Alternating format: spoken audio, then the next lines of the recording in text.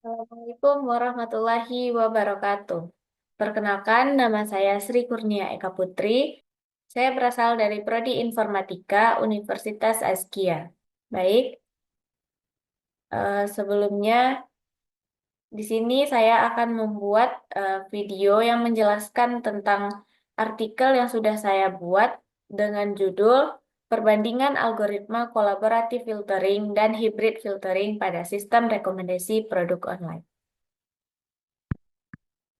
Sebelum masuk ke materi, di sini saya ada membuatkan beberapa safety briefing jika dalam presentasi ini terjadi bencana, misalkan terjadi gempa atau apapun yang tidak kita inginkan. Nah, ketika kita berada di dalam ruangan, terdapat eh, pintu utama dan pintu tambahan. Jadi, teman-teman atau rekan-rekan semua bisa keluar menuju pintu tersebut dan mengikuti arahan para petugas. Bila terjadi kebakaran, jangan panik dan jangan menggunakan lift. Harap berjalan eh, menuju tangga atau mengikuti petunjuk evakuasi yang ada. Dan apabila terjadi gempa, segera mencari tempat berlindung yang aman seperti di bawah meja dan kursi yang kokoh. Baik, cukup sekian safety briefing atau hal-hal pemberitahuan untuk kita semua ketika terjadi bencana. Langsung saja kita masuk kepada topik pembahasan. Di dalam video ini saya akan membahas tentang 5 topik. Yang pertama tentang collaborative filtering, yang kedua tentang hybrid filtering, yang ketiga tentang perbandingan efektivitas antara collaborative filtering dengan hybrid filtering dalam sistem e-commerce, dan yang keempat memanfaatkan manfaat implementasi hybrid filtering tersebut, dan yang kelima rekomendasi pengembangan hybrid filtering sebagai algoritma yang paling efektif.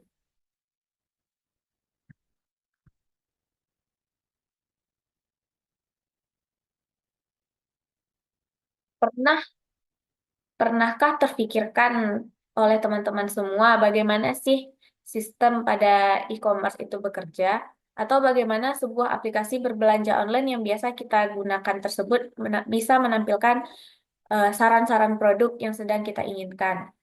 Ataupun saran-saran produk yang sedang viral atau baru launching di bagian homepage-nya itu. Nah, di sini akan saya bahas. Seperti yang kita ketahui, e-commerce sangat banyak diminati oleh masyarakat modern karena mudah dan praktis. Namun, dalam pemakaiannya seringkali konsumen bertemu dengan berbagai tantangan.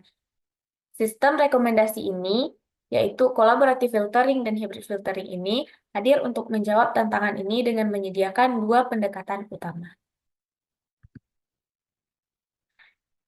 Tujuan dari materi ini yaitu agar kita semua dapat memahami cara kerja sistem rekomendasi pada e-commerce. Yang kedua, memahami apa sih itu collaborative filtering dan hybrid filtering. Dan yang ketiga, mengetahui algoritma mana yang lebih efektif digunakan pada e-commerce. Selanjutnya, metodologi. Saya membuat artikel untuk tugas bahasa Indonesia tersebut, saya menggunakan metode pendekatan kualitatif dengan metode studi literatur untuk membandingkan kedua algoritma.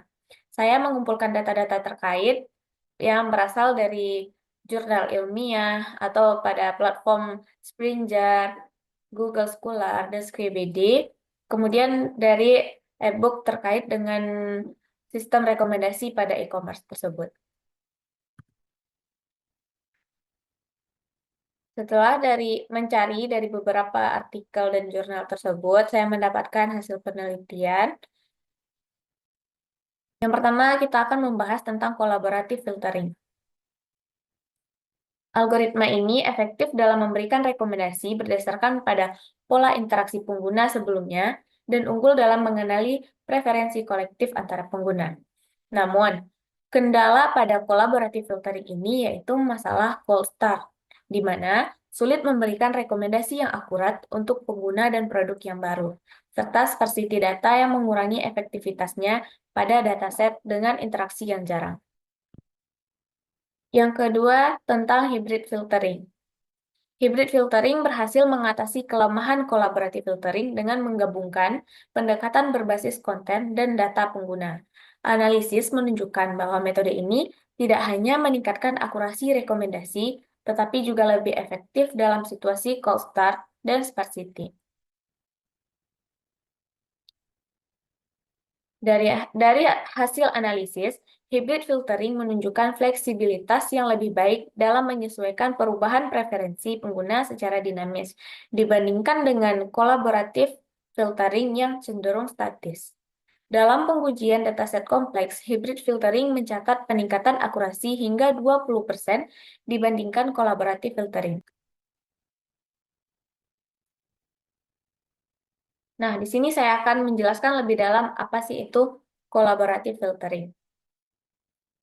Collaborative filtering ini adalah algoritma paling populer yang bekerja dengan memanfaatkan data interaksi pengguna terhadap produk, baik melalui pendekatan berbasis pengguna maupun berbasis item. Namun, algoritma ini memiliki keterbatasan seperti yang saya sebutkan di awal tadi, yaitu seperti cold start dan kurang efektif jika data yang tersedia bersifat sparse atau tidak merata. Nah, di sini saya akan menjelaskan kelebihan collaborative filtering tersebut.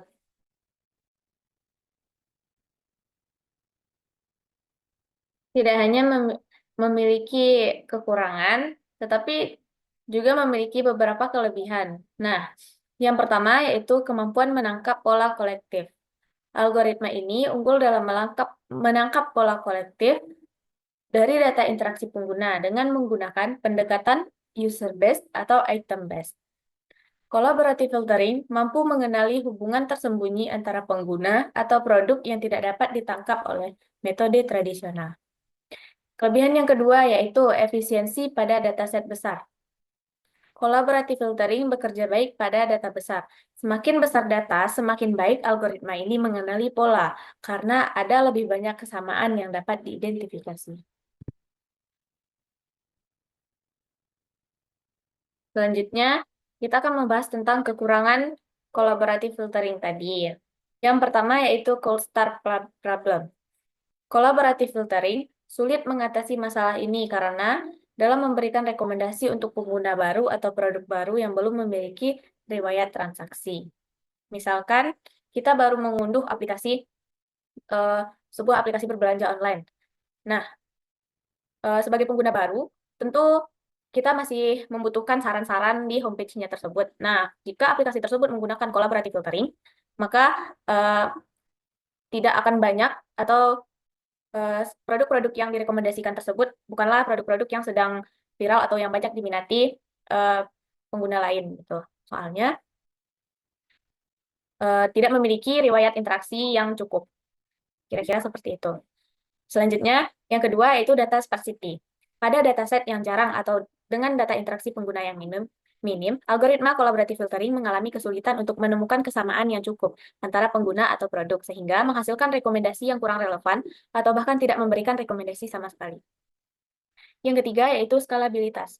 Collaborative filtering tidak dapat menghadapi tantangan skalabilitas, terutama ketika harus menghitung kesamaan antara pengguna atau produk dalam jumlah besar. Seperti ini, proses ini dapat memakan waktu dan sumber daya komputasi yang signifikan. Nah, itulah kekurangan dan kelebihan collaborative filtering. Selanjutnya, saya akan menjelaskan tentang hybrid filtering. Hybrid filtering ini merupakan pendekatan mutakhir dalam sistem rekomendasi yang menggabungkan keunggulan dari berbagai metode seperti collaborative filtering tadi dan content-based filtering untuk menghasilkan rekomendasi yang lebih akurat dan andal. Penggabungan ini tidak hanya membantu mengatasi keterbatasan masing-masing metode, tetapi juga menciptakan sistem yang lebih adaptif terhadap kebutuhan pengguna. Nah, dari pengertian yang awal ini, kita bisa menyimpulkan bahwa hybrid filtering ini sistemnya lebih bagus daripada collaborative filtering tadi karena menggabungkan dua metode dan menyempurnakan kekurangan-kekurangan dari metode sebelumnya itu. Baik, kita akan bahas tentang kelebihan hybrid filtering ini. Yang pertama yaitu penggabungan sumber data.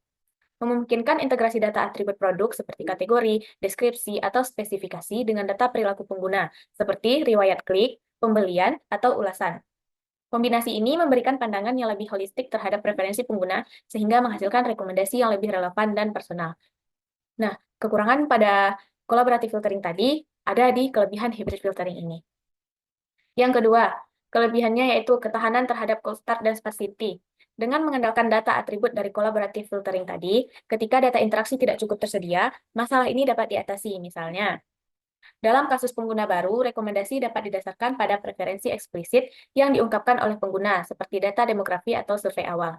Sementara, sistem collaborative filtering murni akan kesulitan memberikan rekomendasi tanpa data interaksi yang memadai. Kelebihan yang ketiga yaitu peningkatan akurasi. Kombinasi algoritma hibrid dapat meningkatkan akurasi hingga 20% sampai 30% dibandingkan dengan collaborative filtering murni. Peningkatan ini disebabkan oleh kemampuan algoritma hibrid untuk memanfaatkan kekuatan kedua pendekatan, sekaligus meminimalkan kelemahannya.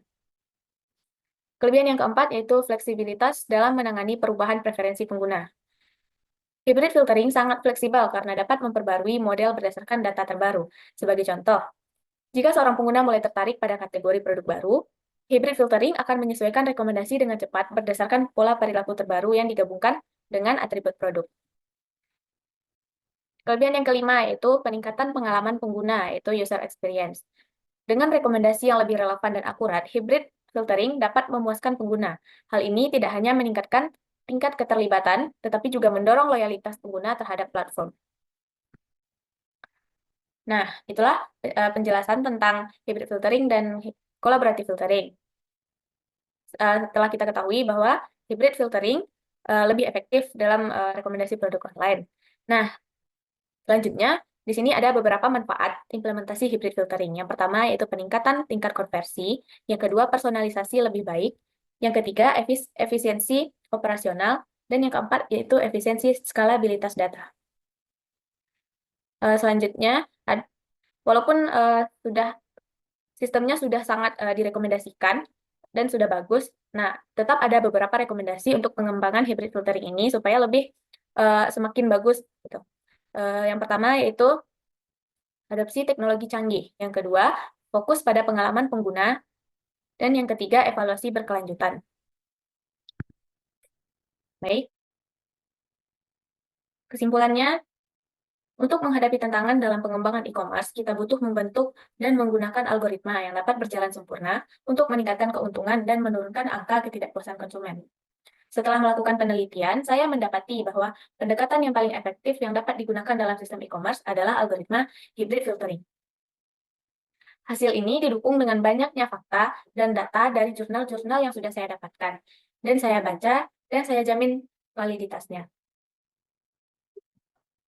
Nah, di sini saya menampilkan beberapa sumber jurnal atau artikel yang saya dapatkan. Teman-teman bisa melihat atau jika ingin membacanya sendiri juga bisa, tapi semuanya sudah saya rangkum di PowerPoint ini.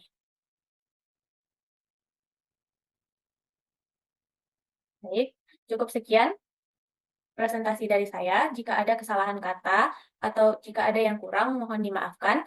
Terima kasih. Assalamualaikum warahmatullahi wabarakatuh.